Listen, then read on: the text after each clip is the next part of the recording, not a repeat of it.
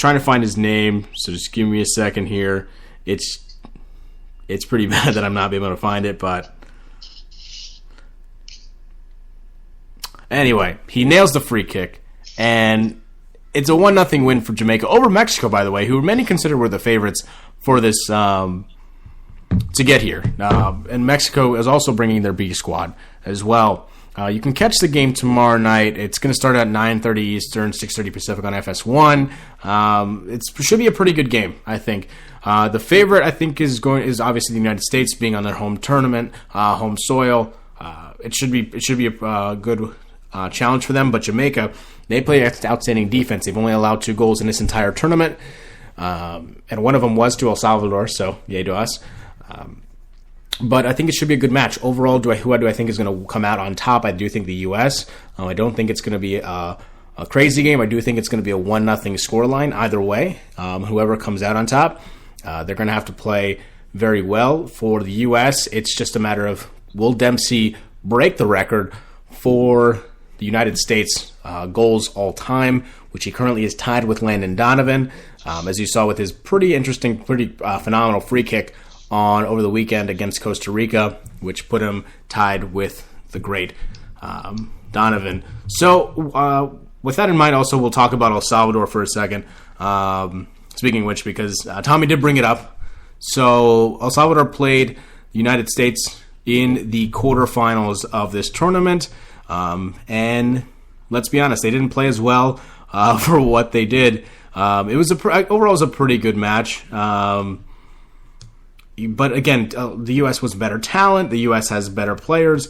It was pretty obvious from the beginning that the U.S. was not going to lose this game. And then 2 players on a corner kick, correct me if I'm wrong, Tommy, two players on a corner kick decided to have some, have some steak, if you want to say, and bit into Jozy Altidore. And so with that in mind, they not only bit Jozy Altidore, but they bit Omar Gonzalez to try to see, to get them off the ball, get them on frame, to get them off focus, whatever you want to call it, really. But it wasn't going to be a light suspension, as, let's be honest, in soccer, there's a lot of cameras everywhere, and it's pretty easy to see that. So Henry Romero and Derwin Seren, Seren plays for the San Jose Earthquakes, have been suspended for 6 and 3 games respectively. 6 for Romero, 3 for Seren, for biting American players during the Gold Cup. Romero did bite forward Jozy Altidore, and Seren bit defender Omar Gonzalez during a weird match last week on Thursday that ended in a 2-0 win for the United States. Neither player was caught by the officials during the match, and CONCACAF levied the punishments on Saturday. Romero was also caught by the cameras twisting Altidore's nipple later in the match. And then, of course, the U.S. goes on to face Costa Rica in the semifinals. They win. Now they're in the finals now. Tommy, my question for you is, are the suspensions right because of what Romero did twice, not just for Altidore's biting, but twisting the nipple, and Seren for biting Omar Gonzalez? And that's part one. Number 2, have you ever tried or seen this in games that you played growing up, considering you've played as much, almost as much as I did growing up? Well, I would say yes, definitely, because when you look back at previous soccer matches in the past couple of years, you know the infamous bite by Luis Suarez, who took a nice chunk during an international game. I definitely think it is fair, because there is no need to bite, scratch, hit, twist any part of the body during a soccer match, even if you're trying to get the advantage on a player or to try and psych him out.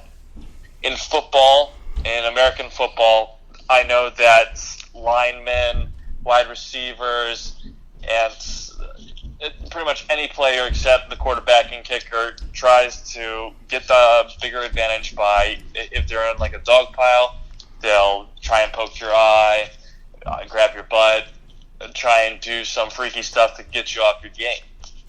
It's a good tactic, don't get me wrong, but it's wrong, and I don't think that in sports there should be any need for that at all. Did I see it while I was growing up? I've seen accidental stuff, mainly stepping on feet with your cleats. That hurts. Getting kneed in the crotch, that definitely does hurt and throws you off your game for a little bit. But nothing too severe while I was growing up in the hard streets of Lancaster.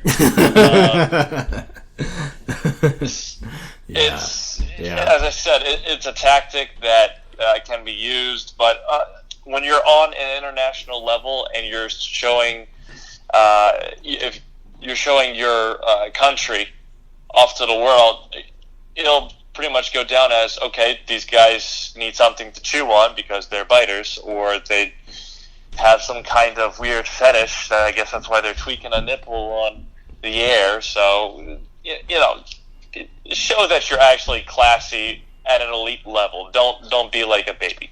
Yeah. No, I mean, look, when you play all the way through college, like I had the fortune to do, you do see some things along the way. Especially playing goalie, being a shorter goalie than most, some of those tactics you're going to have to try every now and then. Do some of them work? Yes. Or some of them, when it comes down to should you do it, probably not. But again, it is getting a competitive advantage. I'm not condoning what they did. I'm not saying that it's a good thing that what they did. They deserve their suspensions because biting, it's a little much. El Salvador's a team that I'm watching the tournament. I think for El Salvador is a great tournament for them to get to the knockout stages of a tournament. It's been a while since they've been this good. So I think there's a lot of talent for them to develop, but little things like that is why El Salvador isn't as good as other nations in CONCACAF. I mean, they had some talent a couple years ago, but unfortunately due to a match fixing scandal, about 14 players were suspended for life because of that. So that kind of put El Salvador in a kind of a weird situation where they had to rebuild, and luckily they've gotten back to that. I think that they have the ability to play better when it comes to the next World Cup in Qatar, considering they did expand the qualifying to 48 teams. So if you get into the final 6 teams in CONCACAF, typically this final 6 for the Hex is what we call it. Usually you play the top 3 would automatically qualify, whereas the 4th place team would play the Oceania winner from that, and from there they would go on to see who'd play for the World Cup. But if for this, the final 6 teams from CONCACAF automatically qualify with this new expansion heading into Qatar. So that's what El Salvador's goal is, and I think they have some talent, but it's little things like that do bother me. That prohibit them from being better. So again, it all comes down from coaching, and the coach is a very, very tough coach. Coached the Colombian youth teams and has coached a bunch of youth teams, so he knows how to get the most out of his players. He's the rah-rah type of guy. Will be in your face, but he needs to control that type of behavior around his team. So, in one word, Tommy, U.S. or Jamaica, who do you have on tomorrow night? U.S. Perfect. Go America. Moving on from America over to Europe, we got 2 transfers here that over the last couple hours there's been so much discussion. What's going on? Is any of this real? And we'll talk about this right now. So PSG is one of those teams that have a lot of money right now, and a lot of it has to do with the people who buy them.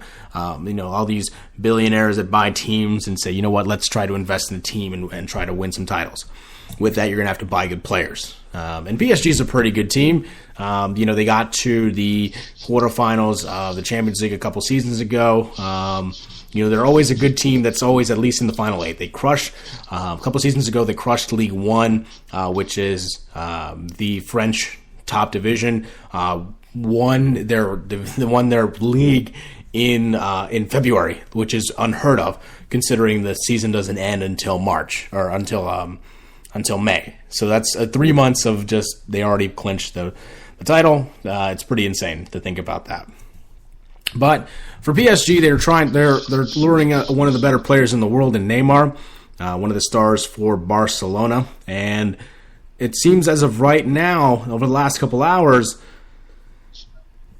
it's Neymar still weighing the options right now, because here's the numbers right now for PSG just to release for Barcelona to release, have to release, because there are things called release clauses, meaning that if the certain team pays this certain amount of money, then they have to release Neymar to this team. And the release clause is 195 million pounds. Now, if you put that into millions of dollars, in American dollars, that's $229 million US. So that's a lot of money. And on top of that, they're going to pay him a salary. So none of that money that they've paid, the 229 million American dollars, is none US. None of it's going to Neymar's salary at all. It's going to a release clause that allows Neymar to be off Barcelona's books and move to PSG. And the salary that they're looking to pay over this next couple of years is $500,000 a week, which is equal to the amount that Lionel Messi is making at Barcelona right now. So in total, of what you're looking at between the transfer, the fee to get him out, the release clause, and of course the contract that they're looking to sign, is an estimated $321 million to get him out from Barcelona to PSG. Right now, Tommy, just in one word, 1 to 10, what do you think the chances are Neymar goes to PSG? I think this is he's gonna try and make it happen. I'm gonna go 8. 8? Okay. And then last one here before we go into the break. Kylian Mbappe, the 18-year-old sensation from Monaco, the kid who has done phenomenally over this past season with the Champions League, and when his ceiling, as I mentioned on previous podcasts, when his ceiling is Thierry Henry or better, that's a kid you're going to get. And right now, Real Madrid was closing in on the record $161 million fee as of this moment. $160 million pounds, $180 million euros.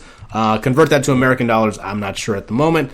But as of right now, it's still with talks. However, Manchester City, who we know makes your team, Tommy, who has a lot of money at their disposal, is looking to undermine Real Madrid's chances to get him, and they're looking to match, if not exceed, Mbappe's $161 million release clause as well.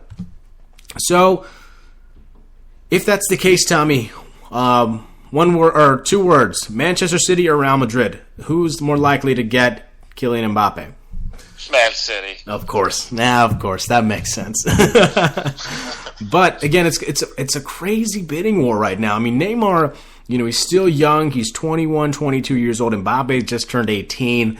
So these guys, the fact that the astronomical numbers, I think it's phenomenal how you're going from, just a couple years ago, the world record for these transfers was, $70, $80 million, which is still a lot of money.